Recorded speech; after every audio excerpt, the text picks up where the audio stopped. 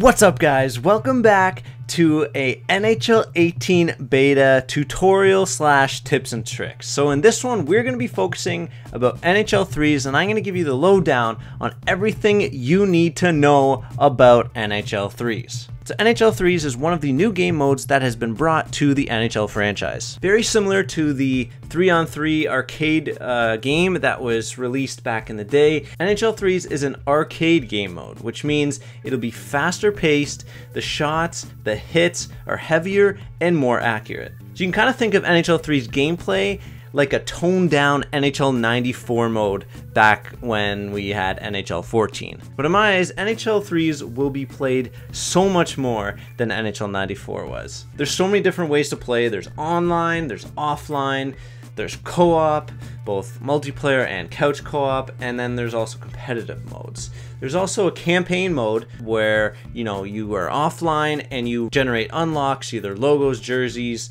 or other things of that nature. However, that campaign mode is not in the beta, but it will be in the full game, so you can look forward to that. So when you start up the mode, you select a lineup of 3 skaters, which can be of any position, so you can pick 3 defensemen or 3 forwards, mix and match however you want, plus 1 goalie and 2 subs on your bench. So once you've set your lineup, you can only rotate out your starters with the 2 subs that you've set during the game. If you have a look at the skills legend, you can see the different types of stat attributes and boosters of where certain players may excel. And whether they excel depends on whether they have a red, gray, or yellow / gold icon. So once you actually step on the ice, you'll find that there are barely any rules. No offsides, no icings, very few penalties, and no face-offs except when you start each period. When penalties are called, most of which are going to be tripping calls, the victimized player is sent to center ice immediately to take a penalty shot. So if you're playing with friends or online versus an opponent, before you start the game, there'll be a coin toss to see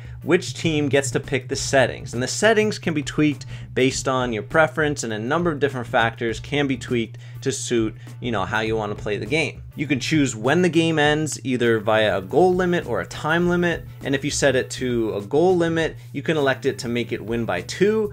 The goal limit, you can toggle between a number of different options, and same with the time limit. You can toggle whether there's a money puck, which will add pucks with specific point awards, either multipliers or deductions. So I believe the options are -3, -2, -1, +2, and +3, in addition to the regular +1 when you score at the regular puck. And so you might be asking, how will I know whether it's a money puck or not right now? Well, you'll see below the scoreboard there's a queue of pucks that'll show you what type of puck is up next after the next goal is scored. You can also see around the boards when you're playing, there'll be text that's running along the boards that tells you what kind of puck you're playing with at the moment. And if that's not conspicuous enough for you, if the puck you're playing with is a negative multiplier, the shadow will be blue, and if the puck is a positive money puck, then the shadow will be orange or red. There are a few other features in this game mode that we can't talk about right now. They're secret, and I'm so excited for you guys to learn about them once the game launches.